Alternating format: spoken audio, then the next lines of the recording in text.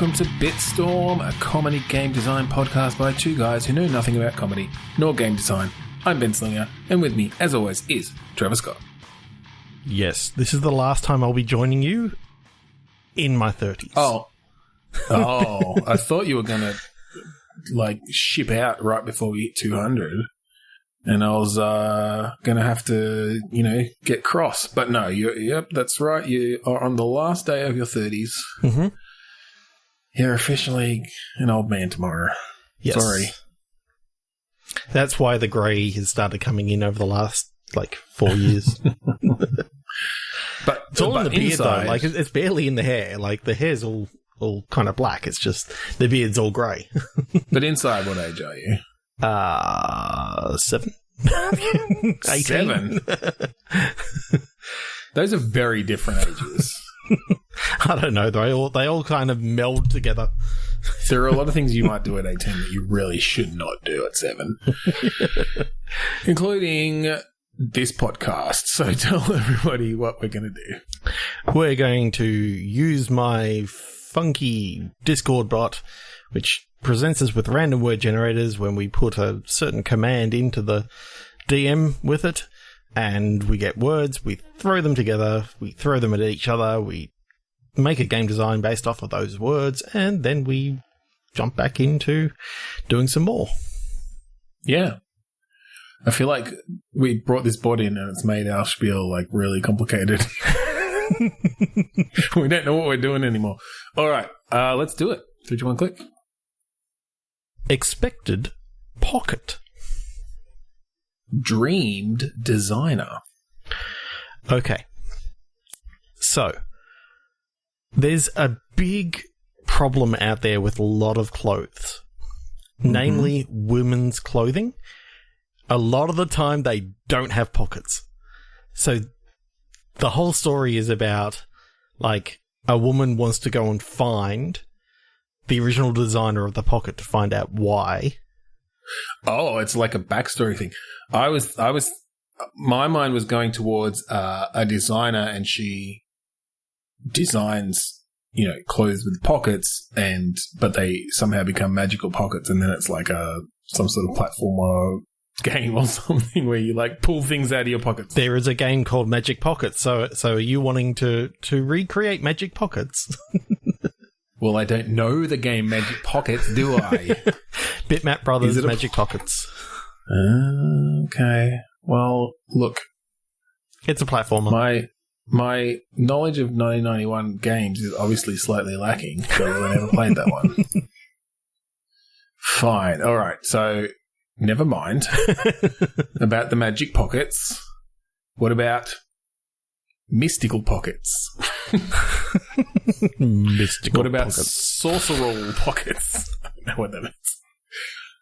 No, I kind of like this idea of this lady goes into this tiny little op shop and finds a beautiful dress, and when she puts it on, she goes, "Oh my god, it's so practical, and it's got pockets." It's got pockets. And when she puts her hands into the pockets, she pulls out a I don't know, little diary or something like that, and it sort of sets her on an adventure. Okay, and it's like the diary of the designer of this dress. Yeah, quite possibly. But it's also, anytime that she reaches into the pocket, if she needs something, then it's sort of like it's there. Kind of like bringing your magical, mystical pockets in, but it's also all right, I appreciate you throwing me that bone. And if she comes across an angry dog, then that's what she'll pull out of her pocket. Exactly. Or beef jerky when she's hungry for something slightly salty. I like the idea then that bringing it into a gameplay point of view, that maybe you've got some option, you reach into your pocket and you've got in some way you have to decide what to grab, but you don't know what you're grabbing. Mm-hmm. This is. I want there to be haptic VR, so that you can actually I'm thinking, do we somehow use the controller rumble as you move the hand in a particular direction and you get a sense of when you're touching something? No, it's when you need those ones that give you the different pressure, full response, like the full haptic feedback. Yeah, I mean, that would response. be good. That would be good. Oh my god, it's a gun! Well, that's what happens any time that you pick up the Oculus controllers. It's like, it's just a gun, like usual. Yeah, they are kind of made for trigger based things. No, I like some way of having a choice of what you pull out, even if it's just there are two useless things and one useful thing at any time, just for the comedy there you of go. it. You got something in the left, you got something in the right. So basically, depending on which pocket you go for, yep, you get a 50-50 chance of whether it's a good thing or a bad thing. Like, if you're trying to sneak up on someone and it's sort of like a 50% chance of you're going to pull out a gun in like a, in a restaurant or something like that, or you pull out your wallet. Like,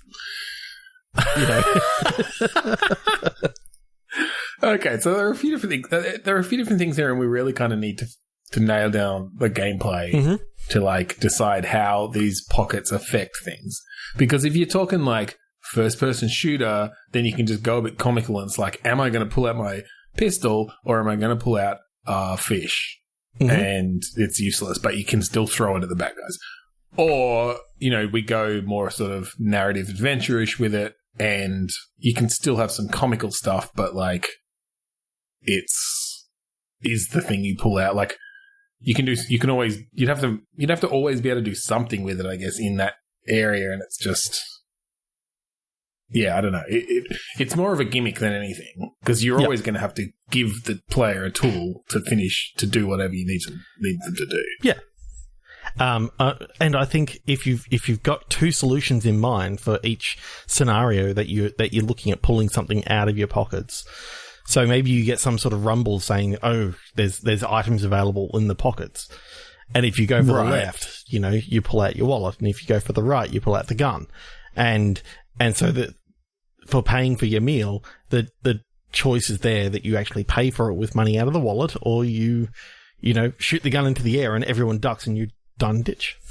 So I guess the thing is, though, like, can you only pull one thing out of your pockets? Yeah, as soon as you pull that one thing out, you've made your decision, and the other item disappears as if it never existed. Okay, and so because that can lead, obviously, to like the player then essentially doesn't have a choice as to how they handle each situation. It's more, here's the object I've got. How am I going to now like deal with that? Yeah. So I could picture a kind of fun adventure game or something where, essentially every scene or every decision can play out in two different ways and affect things down the line. But instead of like most games where the player actually has a choice of which to take, it's just random. Well, they do still have a choice, because they can choose to not look for the item right out in front. Like if they pull out a gun in a crowded restaurant, people are going to get suspicious. But if they're in the bathroom and then they go to pull out the gun, they go, okay, so there's only one way out of here, and it's out through the toilet window, because I don't want to be shooting up this place. I guess so. I just feel like the possibilities for this game are now exploding exponentially of how you actually like build a game like this. Whereas I was more thinking of it in a bit of a simplistic way of, kind of inventory-based point and click in a sense, but each area has two solutions and, may affect things down the line based on which inventory item you end up with. And, you can have some comedy stuff in there, because one of them is generally going to be, relatively suited for it, and one of them is just going to be completely out there. And now it's like, oh fuck, I've got to solve this problem with this wacky, in this wacky way. And then, because then you could really play up that adventure gameness of it. Like, I like the idea that every time you do this, it's like, am I going to get just what a normal everyday person would do? So yes, like pay for it with their wallet, or am I going to get something that I have to use wild out there adventure game logic? So it's not necessarily like a gun that's going to shock everyone. It's like you pull it out and it's like a paperclip. I don't know. Or like a fucking little necklace or something. I don't know, like whatever. Where there's no obvious way that you can just do this, but by strange video game logic, use paperclip on person. You find out that this is a 1922, paperclips signed by the maker of paperclips, signed Johnny Q Paperclip. with like micrometer engraving. Oh my god, I've been looking for this for years. And it's like, oh shit. Guess Pockets knew what to do. Okay. And then you're hunting down the designer of this, I guess. Yep. And that's the main story of just hey, thanks for making a dress with pockets. Could you give me one that's just regular pockets and not weird magical pockets that fuck up my day? And the designer goes, I don't know what you're talking about. The designer goes, now you know why no women's clothes have pockets. It's because you can't. Women can only have magical pockets. It's just the law of the universe. But it only comes into play if your whole hand can reach inside a pocket, and if your hand disappears, it goes into a new dimension. Yeah. And the dimension women's pockets has are pocket dimensions. Pocket has dimensions. 1 or 2 items, whether you're going lefty or righty. Maybe we come up with... We're going way too long on this. Maybe you come up with, like, some sort of... Like, full on you go deep into the lore of, like, how these pockets work and that they are these dimensional rifts and somehow you, like, find someone else who's also got a dress and you can, like, pass things between them. I don't know. Co-op-wise, yeah, that'd be fucking cool. Well, I don't necessarily mean... maybe co-op-wise, I guess. You could do something interesting with co-op where you're having to pass items back and forth, but they can only be items that can fit in the pocket. In other words, if you put a broom in, as long as, the top of the broom is small enough to actually fit inside the pocket, it's fine. I mean, if you're continuing with the adventure game logic, then everything fits in a pocket. Yeah, I like the idea of that old, just drop the thing into the pocket and just... Yeah, straight down the pocket, straight down the pants. Just carry ladders around and fucking all sorts of shit. All right, 3, 2, 1, click. Informative, indulging. Backward element. So my mind immediately goes to, when I read element, the fifth element. Yeah, well, my mind went to the periodic table of elements and what, like, something about what, I mean, in that context, what is a backward element? Hang on, what's the fifth element of the periodic table? Helium? No, helium's 2. No, I don't know. What has 5 protons? Boron.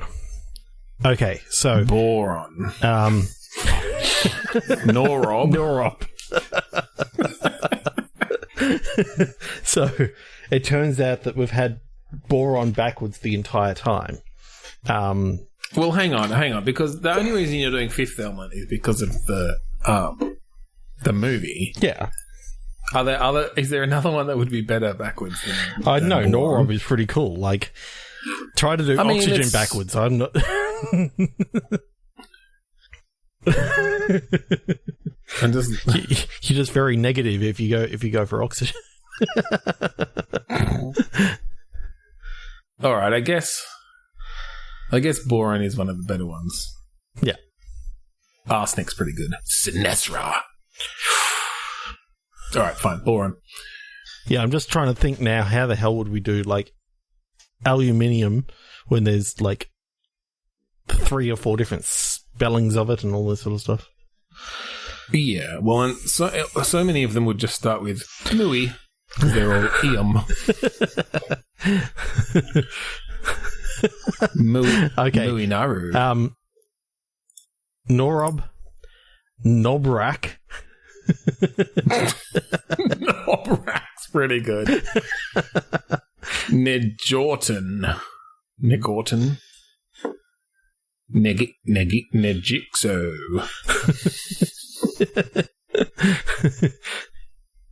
Nogra's pretty good. Argon. Yeah, I can just imagine. Roughless. Yeah. That, okay, we choose a couple of them. I think Norob and Nobrak. Ooh, okay. They're two aliens. This is the adventures. Yeah. Yes. The adventures of Norob and Nobrak.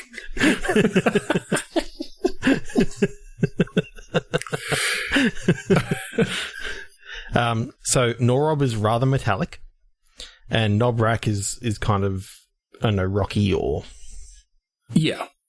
leaves black marks behind it. So okay, are these aliens that for some reason have like received transmissions from Earth, but they've come through backwards, like mirrored, and so they've named themselves after what they considered, to be important things? Well, it turns out that these aliens are actually, they're part of a civilization who created the original elements. Like, they're made of something not from this dimension. So they sort of like it. They put stuff together, i.e. Norob, he put together boron. Like, he actually created boron.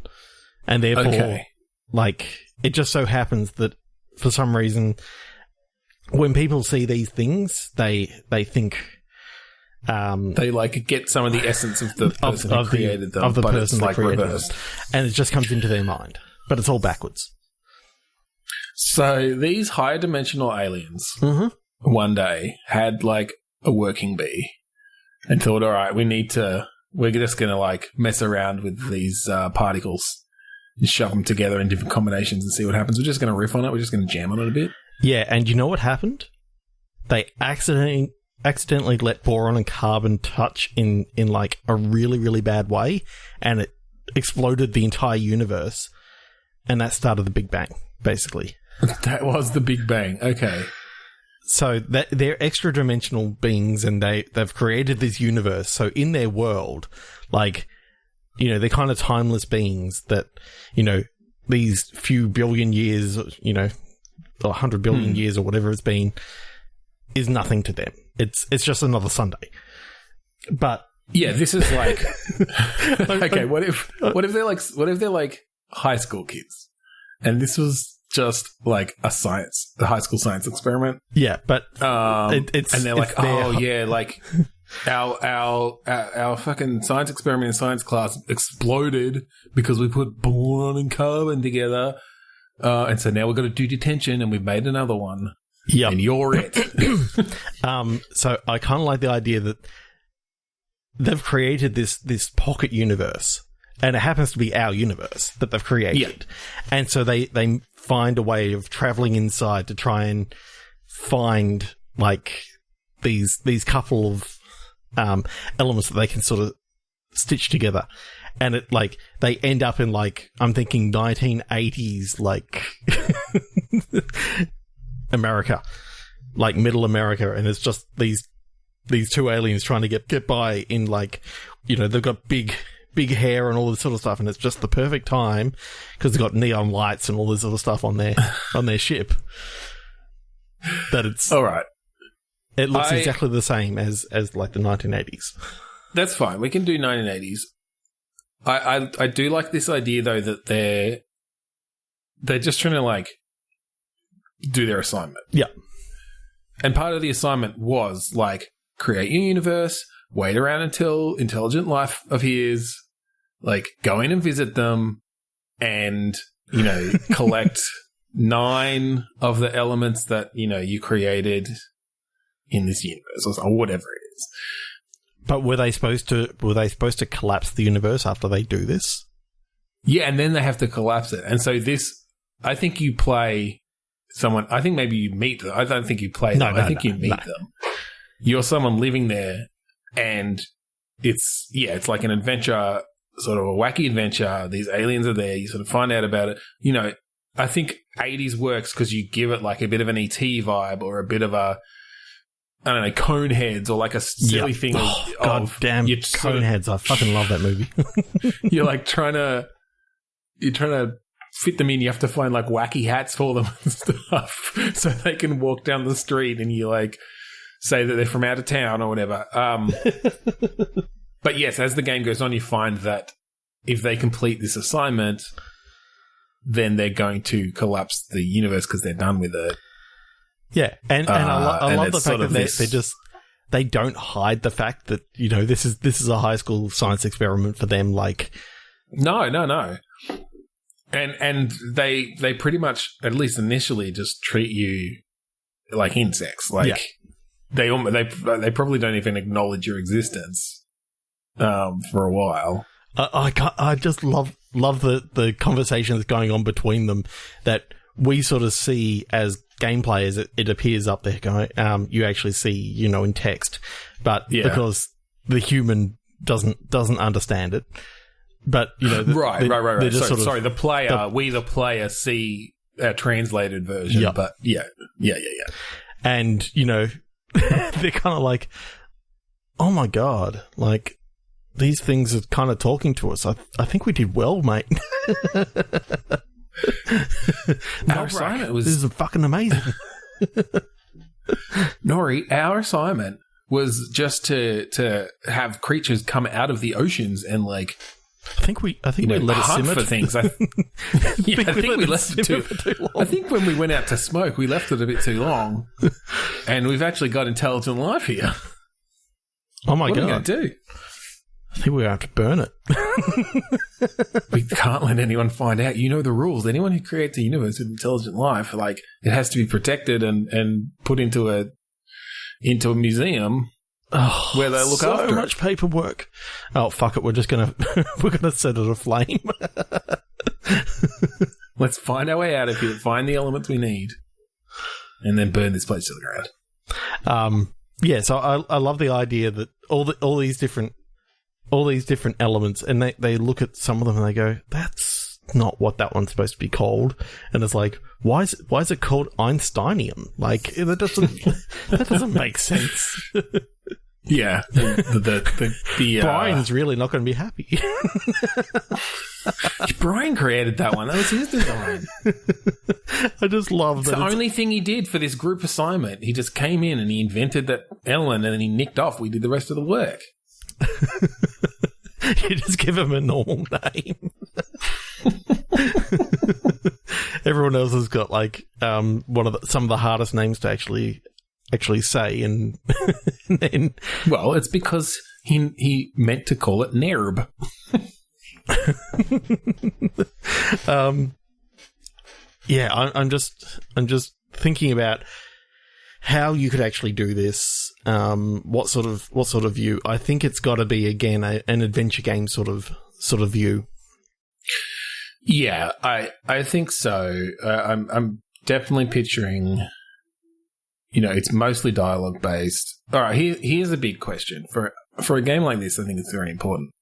Who do we cast as the two aliens? Seth Rogen. Okay, he's played an alien before. Yep.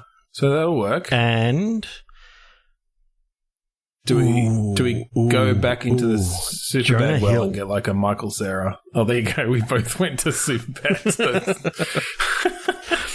I don't know. I feel like Jonah Hill and Seth Rogen are almost too similar in their like. Okay, something that we haven't really seen that much of: Seth Rogen and Channing Tatum. Because we've seen Jonah Hill and Channing Tatum, and that worked well. So I wonder what Seth Rogen and Channing Tatum would be like. Interesting. I reckon someone like a Kumail Nanjiani would be good in there. Oh, yeah.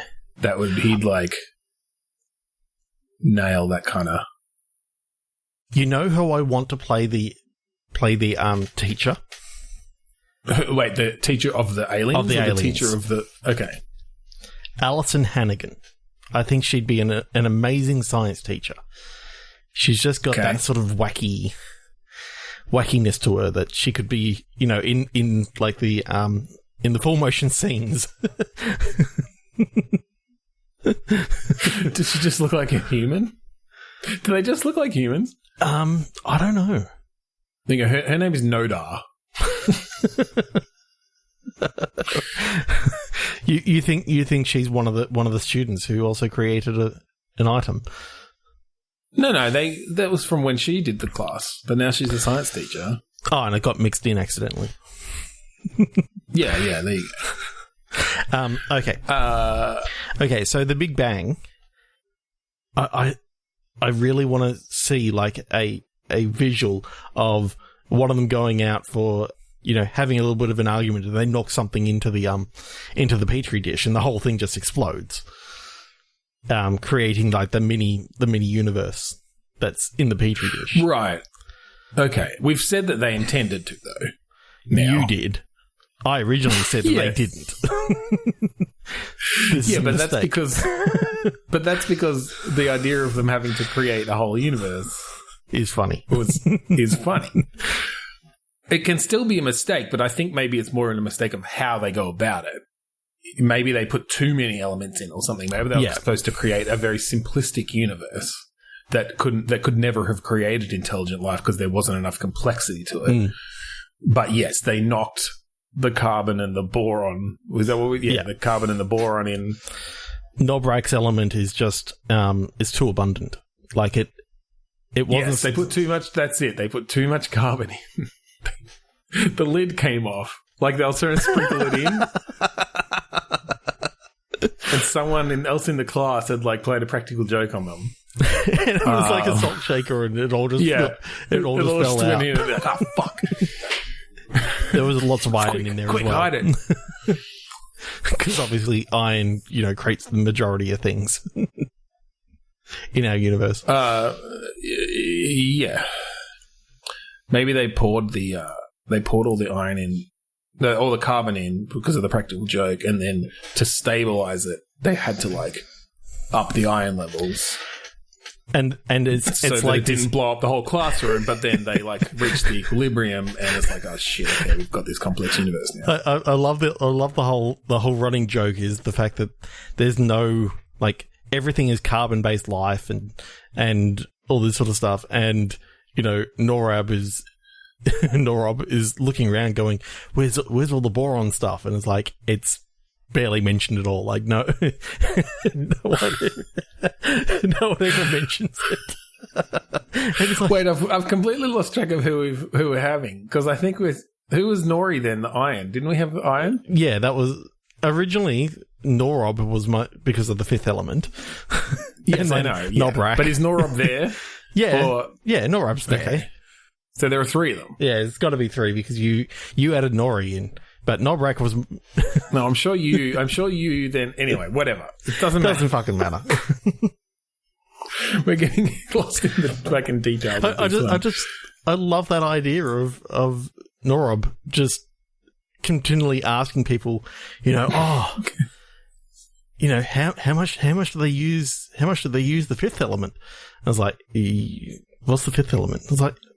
Wait, you mean that movie with Bruce Willis? It's just the joke. It's like, it was popular for the most important one, boron. I had a look on your periodic table. It was called boron. I was like, yeah. Yeah, it's like right there near the start. It's got to be everywhere, right? No. And he gets down every single time, and Iron's like, oh yeah, mine's around everywhere, being used as steel and all this sort of stuff, and he's really happy. It's like, I think there's boron in my bones. Boron? Talk about boring. Boron, more like moron. Okay, so what happens towards the end? They're trying to find these mystical elements that are actually the initial building blocks.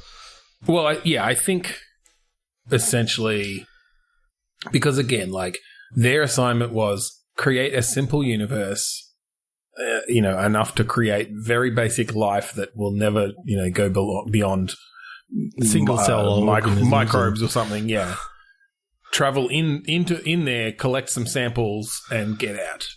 It's which just is very, they went on like a 4.3 billion year smoke break.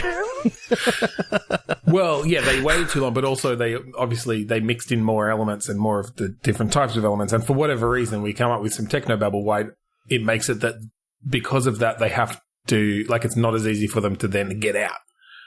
Because they have to gather like masses of carbon and iron and or something, right? They have to in some way build something that in their original assignment would have been trivial. Of course, because you they know fucked that it up. the mystical element that they need is boron. Like, once they get boron, then they can break through dimensional borders. Like, it 100% has to be on the element that they've talked about the entire time as being the most boring element, and no one actually knows about it and all this sort of stuff. Turns out to be the most important for these. Well, and again, I think it's just more of its relative abundance is it's not very, common or something. I don't know that it has to be mystical. I think it's more just they created this place and they need to find the particular elements, and yeah, it's more. And then the gameplay in the story is really just exploring, because I don't think we start with the experiment happening and stuff. No, you find that out through. You get this, you find this out through interacting with these aliens and hiding them in your house and trying not to let your mum, like, I think the classic 80s style thing. And of course, by the end of it, the aliens have taken a shine to the kids who found them, and they're like, well, we are still going to have to collapse the universe, but we'll take another smoke break. So it won't happen for another 4 billion years. Oh no, I was going to say they take the kids with them and they instantly collapse the universe as soon as they get back. They take the kids back to their world. Yeah, they go, "Oh, we like you kids. Tell you what, we're gonna spare you." "Oh, thank you." They take them with them.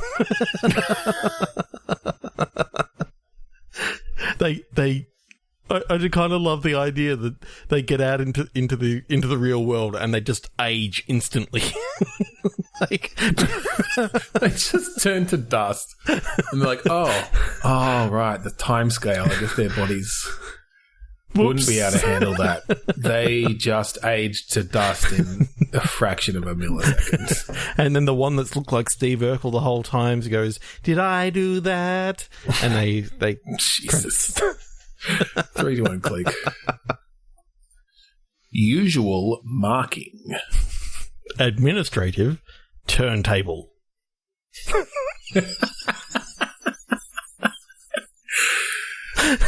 So it's DJ school. I've just got this vision of like this, sort of business school teacher by day, DJ by night. DJ by night.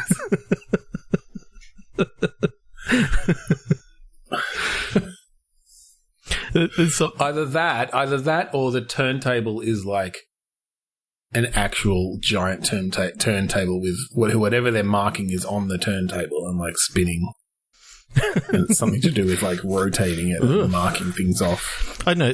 There's just something about, a sort of week in the life of this guy who's, stuck in a dead-end job. He's marking the same paper that he has for the last, 3 years or whatever. Oh, okay. Is it played with the DJ Hero controller? I think that's kind of cool. But actually, I really do like that.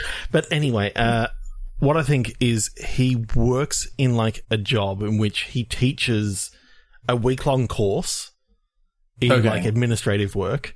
And so every single week is just day in, day out. It's always every single week is the same. And it plays over a couple of weeks, and you sort of get a normal week the first week.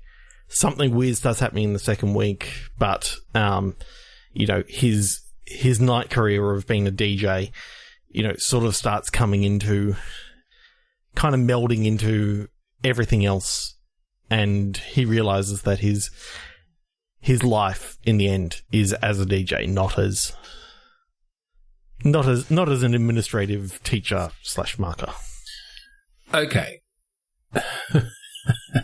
Mundane with awesome stuff happening with the DJ Hero controller. So there are a few different ways. Like, there are a few different ways to go with this. I kind of like the idea of Have you watched AP Bio? No. It's really good. You should watch it. It's hilarious. But it's about, like, essentially, like, a misfit teacher come back to his hometown, like, because that's the only place he could get a job. A disgraced teacher, essentially, and is teaching biology, but he doesn't teach these kids fucking anything, and they just come up with wacky plans to, like, try to make his life better that, you know, always fail. But it's up to the third season, and it's kind of at the point where, like, the relationship between the teacher and the class, like, they kind of like each other now, or at least some of them do, and they're just used to it, and they help out with the plans, and there's different things. So I was kind of liking the idea of, like, yes, he's teaching this course. It's always boring, but then for some reason, like, he gets this particular class that just, like, inspires him, and, like, they bond in different ways, and it inspires him to, yes, like, do his dream of becoming a DJ. While, you know, DJ at night. Yeah, so it's almost like across the first day, it's literally like, by the end of that day, it's for some reason, it's this, like, life-changing session because of the particular people in this class, and they're like, yeah, you should just totally do it. It's like, I'm going to do it, and, like, goes out and somehow gets a gig or whatever, or, like, just plays in his fucking... goes out on the street and busks as a DJ or something. I kind of do like the idea that you're handing out papers and you've got the DJ turntable, so you know where it's sort of going, and you got you got to, like, spin it to throw out the paper. So you get up to the next place and you spin it and you throw out the paper, and you get. That was my other direction of it being, like, it's very much more tactile and bringing DJ moves into this mundane area in a way where it's like, oh, his DJ brain, like his DJ thoughts are meshing with his everyday thoughts. So, yeah, I guess it depends on where we want to kind of take that. I mean, going into the development side of things for a little bit, I know that you could see the acceleration and all that sort of stuff quite easily with turning the turntable. You could see, like, the acceleration and the axis going up and on. So I like the idea of having to spin it and get it to, like, a certain level, or you overshoot it and hit this kid in the face, you know, or hit this adult in the face with paper. If you go too short, it goes underneath the table, and you've got to reach down and pick it up. Yeah, I guess it depends on, are we making this some sort of interesting narrative thing? And I mean, it doesn't necessarily have to be one or the other, but how do we mesh some sort of narrative about this guy, like, taking control of his life and becoming a DJ versus, you know, relatively kind of arcadey gameplay of throwing papers back at people or marking them or whatever. I mean, you could make it almost like a rhythm game as he's teaching this class somehow. That's something in my mind just goes through. You know, you're telling the class all this stuff and doing like a PowerPoint, and you got to, like, you know, hit the different words on the rhythm, and, you know, you can spin it backwards to to go back a slide, to go backwards, to go forward a slide. Yeah, I don't know. I guess with that, I was thinking more of a somewhat traditional rhythm game, but you're bringing in elements of, like, you know, come over here to hit the, like, paper airplane out of the sky that was flying at you, and then go over here because someone's asked a question, and then, like, you have to just hit the right lanes or whatever and hit things at the right time. I don't know. I never actually played DJ Hero, so I don't know. The better that you actually do it, the better your montage goes. The worse that you do it, the more, like, nitty-gritty that he goes down into of the boringness. So like his day goes by, if you get the rhythm right, then the day. It's like how far in the zone you are. Yeah. And the montage I did kind of like the idea. Well, I kind of like the idea of that the only DJing you get to do is during the class, and then at night it just shows you how well you did, but you don't actually get to play it. It's all just based on how well you did during the day. I'm imagining what you're actually doing is you're mixing, like, you're actually mixing the montage song. So if you do a really bad job of mixing the song, then, you know, he spends too much time down in the nitty-gritty rather than sort of moving it on. Now we're getting pretty meta. So you're saying there's a montage of the classroom with him doing stuff in the classroom and a song over the top, except he's also somehow mixing the montage song. It's like a mashup or something between two different songs. And if you're doing badly, it just like grinds to a halt. And you see just like... So this is what we're actually talking about here. You're in a montage. Jesus. All right. This one's gone all over the place. I think we pull it back and click again. Just sprawl. All of our ideas are just like sprawling tonight. Yeah. A million different directions. Just solo tailoring. Dress. Luggage. Okay. The dress from the first game goes international. No. Well, now you find the person who made it. No. All right. I'm trying to think of some interesting gameplay around tailoring and whether it's like putting pieces of things together, something to do with sewing and like following the lines of stuff, and then how you might get there. Like change up the gameplay based on my mind just went to like the trauma center sort of games, but it's all in tailoring. That like you got to,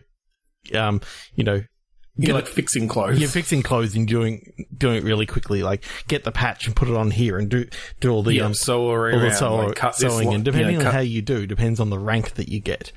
But you've got the story going on in the background that someone's going, oh, I want pockets sewn onto my dress, and you got to like, get the material that matches. And I could see that. But maybe you've got like a really serious story behind it. Like you've got to go, hyper serious to offset the comedic idea of tailoring being life-threatening. Yeah, you're an emergency tailor. Yeah. I think this is a VR game. Yeah. Because I like the idea of sort of grabbing your different tools at different times that you need, and then, like running your scissors over to cut an area out, and you can grab that patch, put it on the right spot. Ooh, I kind of love then, you doing it on people while it's on their body, and therefore if you go too deep with the needle, you're literally going through their skin. You go through their skin. And if you're doing a dark suit, you can't tell. But if you're doing a white shirt, you can tell straight away because the red comes through. Of course, so the people screaming, they kind of give it away. But I mean, you can't let that distract you. You've got some serious tailoring to do here. Like people play all the way through those trauma center games, and you can have some amazing like. You got to get out to the prom because there's 13 dresses and stuff. That got I think, and so you had luggage or something, right? Yeah. So maybe this is some sort of thing where I'm almost picturing you're working for or are some sort of like super spy or something. Mm-hmm. And so it's around like, but you lost your luggage, and so, or your luggage got mixed up. And so you're having to like modify all these other clothes into the uses that you need for these like really intense situations, or that your like partner needs or whatever.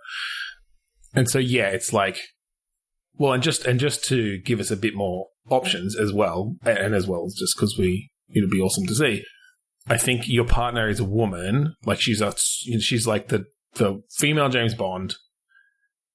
And so she's going to need these like fancy dresses and stuff for to infiltrate the ball or whatever. And she's going to need, and you have to like, oh shit, she got shot 3 times. So I need to like sew up the holes in her blouse, whatever, right? But you have to you end up having to make these clothes out of like some dude's Hawaiian shirts and tuxedo or something, like, because your luggage got mixed up. And so it's all around, you end up with these awesome clothes built from these, standard whatever, and maybe pulling in different items and stuff to add to it. I kind of like the idea that there's certain parts in which you can do the opposite of tailoring, which is destroying like the henchman's clothes. So you end up, finding a group of people that are attacking Jane Bond, or whatever her name is, and this will get them, and you cut like a hole in their the seam on their ass or something like that, and therefore they're sort of going, oh my god, just get embarrassed. I wonder if we just like find contrived reasons for like a level. You've got Jane Bond there, and she's like shooting, and there are henchmen coming, whatever, and for some reason you're just having to like continually sew stuff and fix stuff and like pass it to her. Maybe for some reason I don't know, you're sewing fucking gas bombs or something that you inflate. I don't know. But to add to the action, like to make it really urgent, you've got these people coming. If they get too close, you can like throw a pair of scissors at them or whatever. Like you got to be concentrating on what's going on as well as what you're actually doing. But if you throw the scissors, then you know that you got to go get them before you can continue. Well, I think you have some sort of like gameplay contrivance to get them back. They like respawn after 5 seconds. Oh no, they're like Captain America's scissors, and you can just hold up your hand and they go come straight back to you. Yeah. Cut. They're like Norse scissors of the Norse god. And they get that nice big clunk sort of sound of Kratos's hammer coming back into his hand. Definitely. You got to get that animation right as she catches those scissors. Oh shit! Hand just went back like half a meter. 3 to 1 click. Yeah. Touching goodie. Heavier novelty. Okay. I feel like this is in like a candy store or something. Yeah. Or novelty like and heavier and candy sort of all come together in a bit of a pinata. Okay. I mean, I can see again in VR. Well, yeah, maybe. I'm just wondering whether you've gone to the pinata store. You've picked up a pinata for your daughter or son's birthday, but it's that typical trope of, what you've actually got is the pinata full of drugs, and the mob is now coming after you because you've picked up the wrong one. Okay. So they got your pinata back and they cracked it open in front of the boss, and the boss, has is a diabetic and obviously didn't want all the sugar. He just wanted all the drugs so that he could sell it. So now they're coming after you to get the sugary, get the drug-filled pinata. Yeah. But meanwhile, you thought for some reason they just put raw sugar in there and you've made it into cookies, and your daughter is now selling them around town. And no, I think they found out on the way home. Like you're traveling on the subway getting home. Okay, so is the hook of the game like you're trying to protect this pinata? You're just trying to get home, and there's weird people stalking you trying to get your pinata, and you don't know why. Okay. Because I'm just trying to think of what's unique about this game. And the pinata is obviously the big thing. Yeah. So is this a game where, like, there's some sort of gameplay mechanic around, like, how damaged the pinata is, or, like, if it gets hit by different things, you're going to lose stuff from it, or, like, I think the pinata sort of thing, your health is all based on the pinata. And if the pinata cracks open, it's one of those game over sort of things, and then, you respawn with, and you can, find, like, bits of plaster and stuff to like, repair the pinata as you go. Do, like, paper mache on the fly. So the whole thing is, it's that typical contrivance of your health bar and health pickups, except it's all about the health of the pinata. Okay. And how are you escaping then? Is this like a stealth game? Is it like a running kind of escape game, because I feel like you're not going to be fighting and stuff if you're just I like the idea of it being like a running parkour-y sort of game.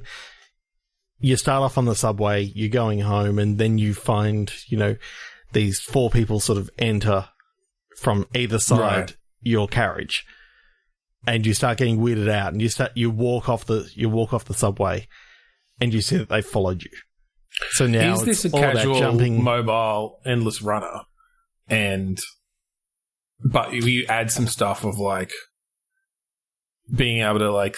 In some cases, you have to like jump, but then throw the pinata over something. So because your height is kind of 2, units, and you need to go through a 1 unit slot. So it's like throw it over, and because then the contrivance of the health of the pinata to me feels more in place. Only on one condition. Yeah. There is an end to it, so it's not an endless runner. It's just a runner. It's a runner that has a particular end. Okay. But there's different difficulty levels that you can set, and you can basically make it harder on yourself, and you're having to then, jump over a busker and the crowd that's sort of gathered around. Do you want that just so you can have more of a narrative arc to it? Yeah. Or okay. I think there needs to be some sort of narrative arc to this thing that, eventually you are going to get home and you're going to, give the pinata to your kid, which then gets them hooked on drugs. The end. And so the next cautionary tale episode in this is about getting them the help that they need. So you're now carrying the kid. You're now carrying the kid, and that's the kid's help. It's like throw the kid over an object. Don't smack your kid's head into mob people who are still after you because your kid snorted all their drugs. They thought it was Whiz Fizz. Got the little plastic spoon and swarmed it over. Instead of a little plastic spoon, there was a little metal spoon, and it was like for you to sniff off of a little snifter or whatever. One of those Coke spoons, yeah. Yeah. All right, 3, 2, 1, click. Let's do one more. Nonsense diagnosis. Otherwise, injury. I feel like we haven't been doing our word combinations justice tonight because we keep getting all these great matching ones, and then our ideas just like go fucking haywire.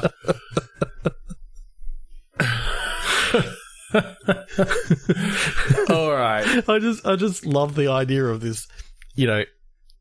It's got to be a nonsense diagnosis, otherwise severe injury occurs.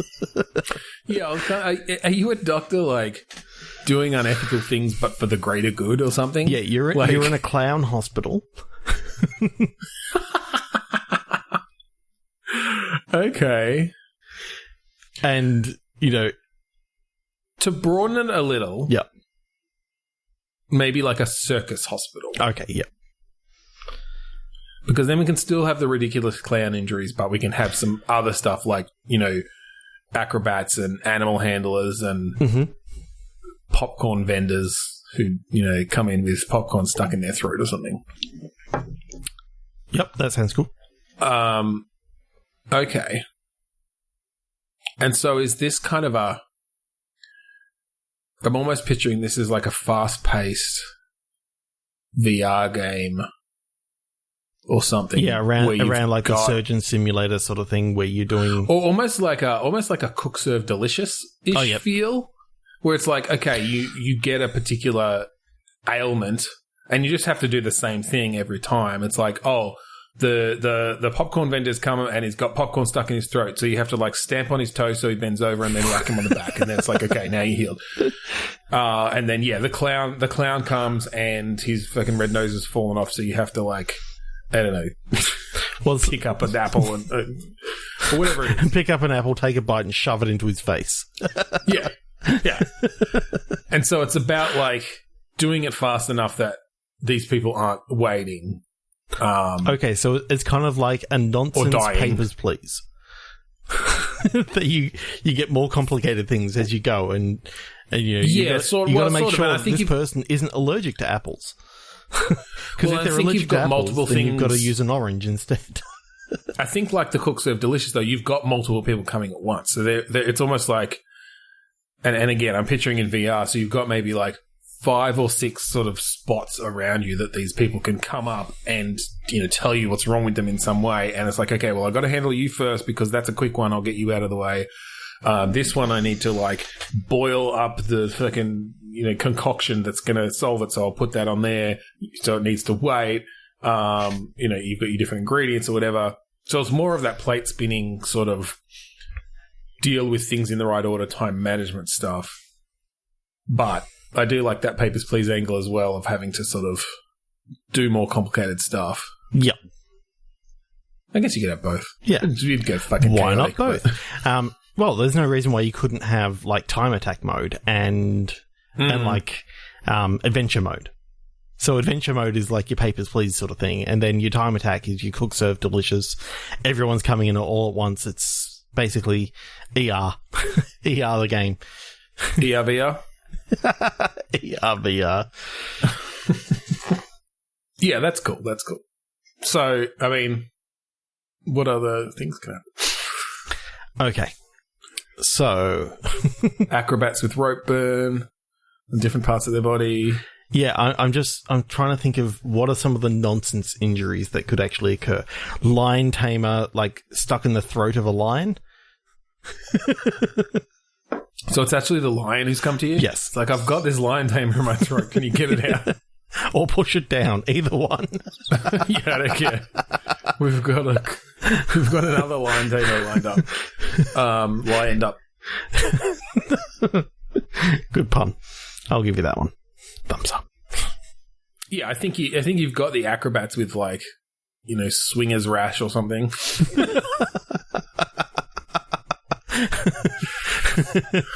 It's like, why were you swinging from there? And then you've got the then you've got the ringmaster's wife who also has swingers rash, but it's for a different reason. Yeah, well, you're not an acrobat. Speaking of the ringmaster, he'll come through because his rings got stuck somewhere. He's the master of the rings. But his mustache isn't curly enough. It doesn't have that ring shape to it. So, oh right, yeah, you have to get some of the. You have to like heat up the mustache oil. Oh, beard wax is like you got to pull in the the triggers and place your thumb at the right point and sort of shake and just really give it a little. Yeah, it's very accurate simulation, mustache simulation. It's groundbreaking mustache simulation. Accurate mustache physics. Yeah, plastered all over the box because that's right. This powered by this comes in one NVIDIA. Of those like 1990s, early 2000s big box. Yeah. Yeah. We're going to bundle it. It's going to come bundled with the new Oculus Rift, Oculus Quest 2. It's in the bundle, so you get it splashed all over the big box. But you open it up and it just comes with a coupon for one, and space to put it in. It's very modern in that it's just a code. It's a 3D printed. You got to have a 3D. You get a code. You get a code that gives you a discount for a 3D printer, and then there's also a QR code in there which you scan, which gives you the model for the unit. Yeah. What are you 3D printing? Yeah, the VR unit. Yeah. So you just get two lenses and a card in there for your discounted 3D printer and QR code for the model. Yep. You got to put it all together yourself. Yeah. Filament not included. and still Facebook screw you over by, I don't know, spying on all your stealing data. all your information. And I think we'll wrap it up there. Mm-hmm. If you want to find us online, you can go to podchaser.com/bitstorm, where you can find all of our previous episodes. There are now, soon we'll be able to say there are hundreds of episodes. Yeah. Because we are coming up very quickly in just a couple of episodes on episode number 200, number 200. And it looks like we're not going to be doing anything special for it. It's going to be a regular old episode. We are also part of the 8-Bit Collective, and this is a group of like-minded individuals who all run podcasts about pop culture and video games and sports and role-playing and all sorts of stuff. So go check some of those out. And if it's still running, I can't remember how long it's going for, check out some of the stuff they're doing during PAX Online. Because I know there's a couple things happening. Yeah, I think this will be over by then. Probably. It's 2 weeks' time, so... Yeah, but it isn't running for like 10 days. Anyway, I guess it's probably... It's all over. Go check out all the previous broadcasts. We may show up in something. Archives. Who knows? And we'd also like it if you could check out the AGPN, the Australasian Gaming Podcast Network. Search for them on Facebook or Twitter as at AGP Network on Twitter or Australasian Gaming Facebook Network. Australasian Gaming Podcast Network on Facebook.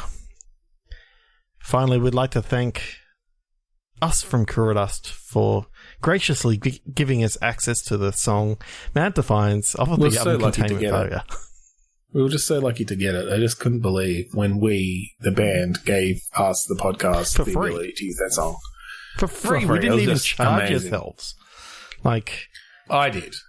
I charged myself $5,000. But you spent it straight away. That's how you pay for your new PC, isn't it? I just they just transferred it into my mortgage. It was done. Okay. So thank you again for joining us this week on Bitstorm. I'm Ben Slinger. I'm Trevor Scott. And I'm Nobrak. No, but that's not one of them.